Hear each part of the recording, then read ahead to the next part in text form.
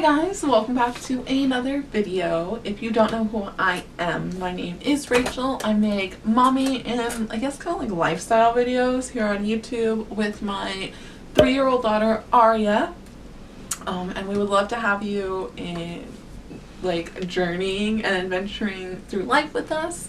So if you want to, go ahead and hit that subscribe button so you get notified when we post videos. And hit the like button if you like this kind of like story time video. So today I'm going to be talking about my first trimester of pregnancy. If you haven't already seen it, I made a video about how I found out I was pregnant at 20 years old, which I will link above in the little eye thing, the cards. So you can see it. I highly suggest watching that video before you watch this video so you get a little bit of the backstory, and I don't have to do too much like explaining about some certain issues that come up in my pregnancy. So my first trimester of pregnancy was the worst ever. It was like so bad. So to start it off, I was already upset about being pregnant, which I mentioned in the last video. I never wanted to be a parent. So when I found out I was pregnant, I was really disappointed, upset. And it kind of threw me back into a depression, and yeah, it was bad. I did decide to keep the baby pretty early on, I think. So I found out I was pregnant December 5th, and I think by December like 21st, we and like my parents had started telling people. So like at that point, I had already decided to keep Aria, and once we started telling people, I obviously, well, I guess I don't say, I had kind of like, once we started telling people, it was pretty much set in stone for me, although I did still have like thoughts in the back of my head, well, what if this all goes away? So I battled with those for a while, and I just battled with my feelings and my emotions and dealing with everything.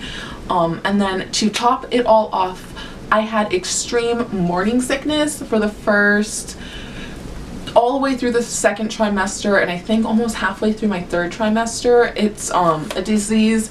It's a symptom called hypernisus gravidarum, I think is how you say it. It's a really hard Latin word. I'll put it here on the screen so you can see.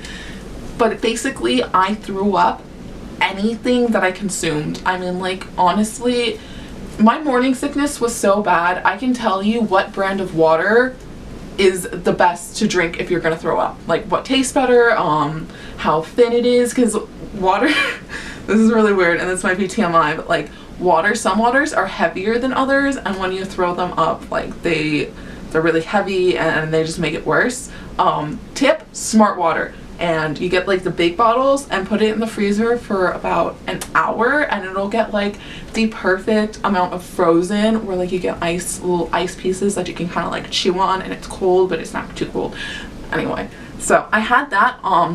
The only thing I could eat basically for the entire first trimester was actually McDonald's French fries. However McDonald's French fries are made or what's ever in them, just I didn't throw them up. I didn't throw them up at all. It's the only thing that I did not throw up that I ate for 20 weeks. So, you know, that's good, healthy. It is what it is. I couldn't take prenatal vitamins either. They made me throw up. And I didn't have a doctor until April 24th, which was, I was about 23 weeks pregnant by then. So I was already more than halfway through my pregnancy when I first saw a doctor, because I didn't qualify for health insurance through my work, and it took Medicaid forever to approve me. So had to deal with all of that on my own. So that was bad. And I think that that extreme sickness, it affected me, like the physical symptom of it really affected me emotionally and psychologically. So it kind of compounded my anxiety and my depression, and it just got worse and worse and worse. Like, I didn't take really any pictures while I was pregnant. There's maybe 2 or 3 pictures of me full body pregnant, and I didn't even look pregnant most of my pregnancy. which is crazy. Like you'll see in my 3rd trimester video, I have a full body picture and I don't look pregnant. I don't look pregnant, and that picture was taken in like June and I gave birth in August. So it was pretty bad. I lost more weight in the 1st trimester of my pregnancy than I gained in total, we're gonna jump to February. So like January was kind of uneventful. I just continued with my normal life. I puked a lot and I waited to hear back from Medicaid. So while I was pregnant, when I got pregnant, I was a shelf stalker and a freight thrower. I helped with overnight stocking and unloading trucks and all of that at Walmart. I worked the graveyard shift, so I went in at 10 o'clock at night and I got off at 7 in the morning, which probably didn't help with my pregnancy either, having a nocturnal schedule like that, but it is what it is and other people do it. So, but with that being said, I was really, like, I was still doing a lot of my work. My bosses and like my co-workers understood when I was sick. Like there was days where I spent like the first half of my shift like throwing up, and they were really understanding about that. They helped cover for me, like nobody got mad at me. But then like I would feel guilty, and the second half of my shift I would double up and work really hard, which again it wasn't like I was doing anything extra that I wouldn't have done if I wasn't pregnant. So it wasn't anything that would have put the fetus, it's nothing that put Aria at risk. And I know this because not having a doctor, I did a shit ton of research. A bunch YouTube videos, I was gonna say baby videos, but like baby websites like The Bump and Baby Registry. There's a couple I still get emails from. There was apps, I was reading books, listening to podcasts and like CDs and all kinds of stuff. So I kind of knew what to expect and what was good and what wasn't good, and I was kind of like being my own doula basically, which I do not advise. Don't do that. Get a professional. I would have loved to have a doctor and like known what was going on and had somebody to help, but I didn't. Anyway, February. Beginning of February, I'd say around February 7th, I'm getting ready for work and I'm taking a shower when I start to get really dizzy and get really lightheaded, and everything feels kind of like numb and tingly and it just doesn't feel right. And then I start to get tunnel vision where like it gets all like black, and like on your Instagram photo when you do a vinaigrette effect, it's kind of what my vision started to do. So I called out to Kirk, who is Aria's father, and he came in right away, and as he was helping me get out of the shower, I blacked out. 2 to 3, like somewhere between like 3 to 5 minutes, I think he said. I was just unconscious. He said I could sit on the toilet, but I wasn't there. I couldn't talk. My eyes were closed. So he took me to the hospital right away after I regained consciousness. At first, I was kind of like, I'm gonna go to work. I'm fine. It was not a big deal. Well, let's just move on. And he was like, hell no, you're not going to work. So we went to the emergency room. And this is actually the first time that I heard Aria's heartbeat. And we also had our first ultrasound done that night because I wanted to make sure that everything was okay with the baby. So it was really emotional night. I actually have a scar on my arm because the lady who was here to do the ultrasound, the Doppler to listen to the heartbeat, she was on this side, and then the nurse's tech came in to give me my IV. And normally I have to get all needles put into this arm because I have like these literally the smallest veins in the entire world. But he didn't want to wait for her to go, so he put my IV in this arm, and I still have a mark from where the IV was 4 years later.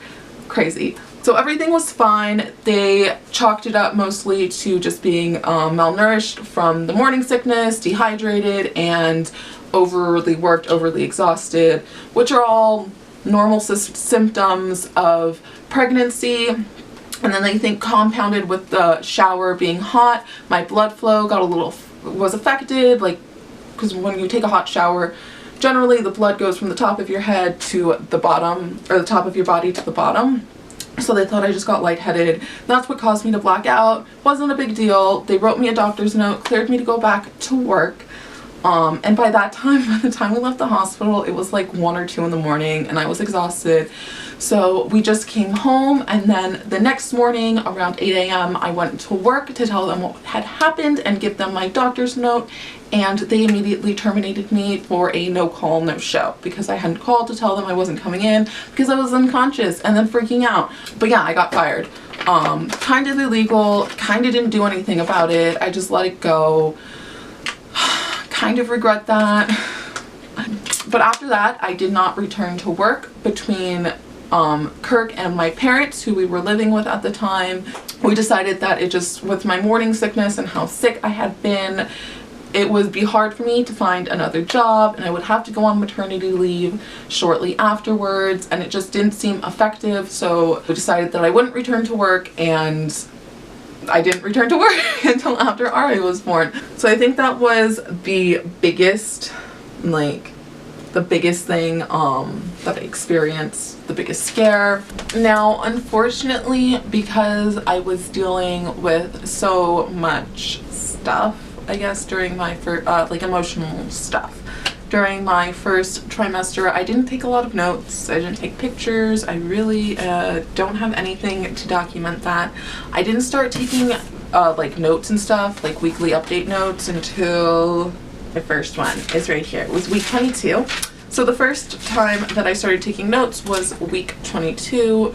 So I really don't have a lot to go on, but I'm trying to think of things that happened during my first trimester. So yeah, I think that's basically, that's my first trimester in a nutshell. Going just off of my first trimester, I never thought that I would want to be pregnant again or have another baby. That's changed a little bit as time has numbed my feelings for it. But yeah, so I hope you guys enjoyed this video. Let me know if you've been pregnant, what your first trimester was like. If you have any questions, of course, leave them down below. And yeah, if you subscribe, if you liked this video, don't forget to hit the subscribe button so you'll be notified. And then you can see the second trimester and the third trimester and my birth story. And yeah, I'm just gonna be really excited. It's gonna be really exciting. I'm excited to share this and document this journey that I didn't unfortunately feel up to documenting at the time. Yeah, so I will see you guys next time. Bye.